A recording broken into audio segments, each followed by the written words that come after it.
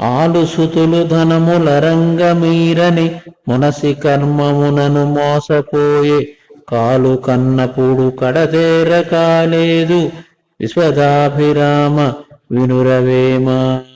సంసారిక జీవనం సాధిస్తూనే అది అశాశ్వతను గుర్తించి జీవించాలని ఈ పద్యం భావం.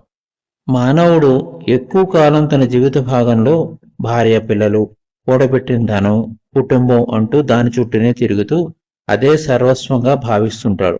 అవి అశాశ్వతం తెలియక మోక్ష మార్గాన్ని, జ్ఞాన మార్గాన్ని మర్చిపోతాడు.